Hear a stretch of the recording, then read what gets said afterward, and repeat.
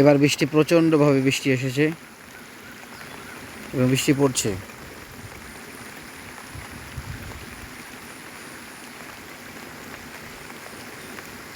আমি নিজেই ভিজে যাচ্ছি, আর এখানে থাকা সম্ভব নয়।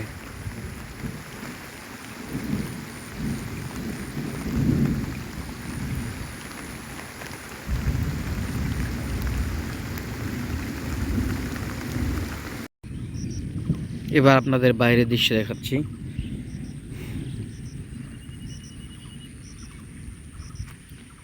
এখানেও বৃষ্টিপাত কম হয়নি। মানুষ সেখানে রোয়া গাছ রোপণের জন্য যে বীজ বপন করেছে এটিও ডুবে গেছে। এখনও টিপ বৃষ্টি পড়ছে, আবহাওয়া ততটা উন্নত নয় এবং সারা বাড়ি অন্ধকার হয়ে আসছে।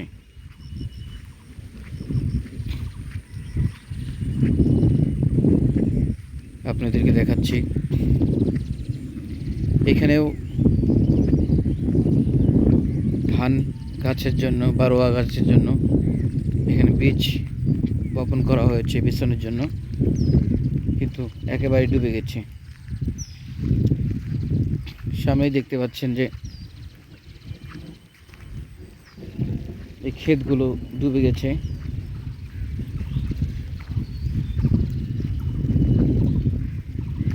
লামিহাটি উঁচু স্থান, তবুও যদি এরকম অবস্থা হয় তাহলে অন্যান্য জায়গায় কী অবস্থা হবে আল্লাহ তাআলা ভালো জানেন।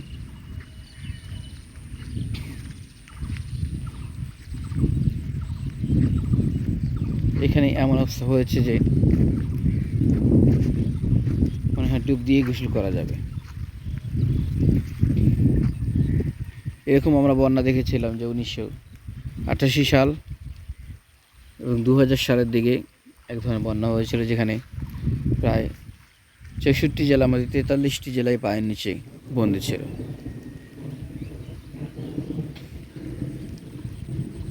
আশেপাশের পরিবেশটি দেখুন। সামনে আপনাদের দেখাচ্ছে যে পানি কিভাবে ছুটে যাচ্ছে এক ক্ষেত থেকে অন্য ক্ষেতে। এই দৃশ্যটা আপনাদের দেখাচ্ছি।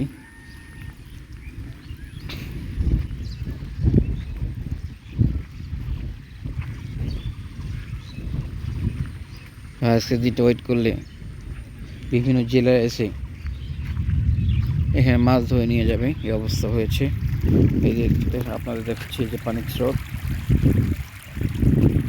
এখানে দেখাচ্ছি যে এই প্রচুর পানি।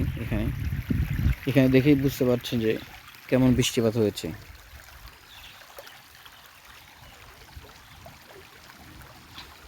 এরকম হয়তো আজকে দিনটা বৃষ্টি হলে তো প্রচুর বন্যায় লামিহাটটাই ডুবে যেতে পারে।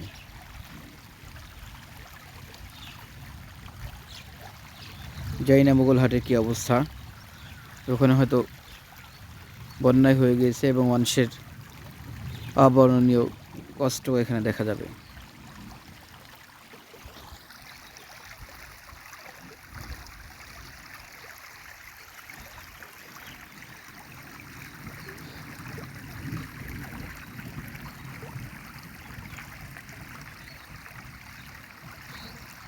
আশেপাশের দৃশ্যটা আপনাদের একটু ঘুরিয়ে দেখাচ্ছি।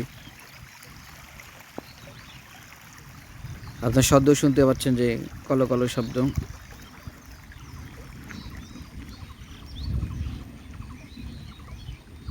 যেদিকেই আপনার তাকাবেন না কেন সেদিকে হচ্ছে বন্যার আশঙ্কা দেখা দিয়েছে। বৃষ্টি এই পাশ থেকে পানি যাচ্ছে ও পাশে।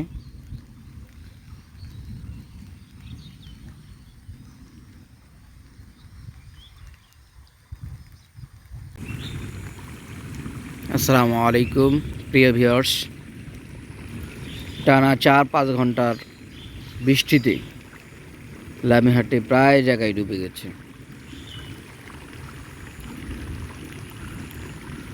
আপনাদেরকে কিছুক্ষণের জন্য এই ভিডিওটি দেখাবো।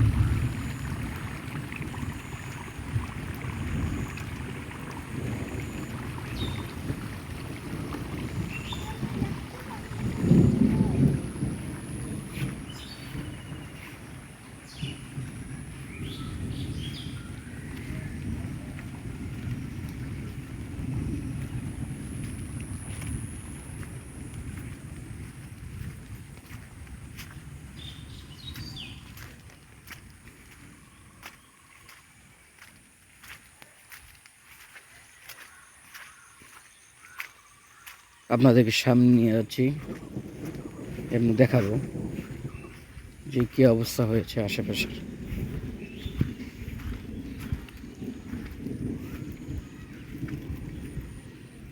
এই যে আপনারা দেখুন কী অবস্থা আশেপাশের, দেখুন অবস্থা কি আশেপাশে।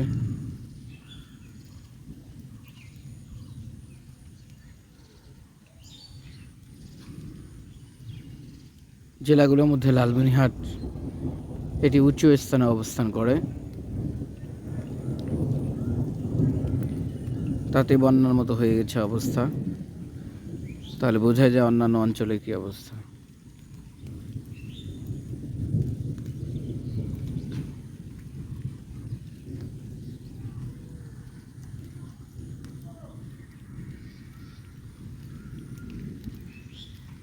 এতে মাটি অত্যন্ত নরম হয়ে গিয়েছে।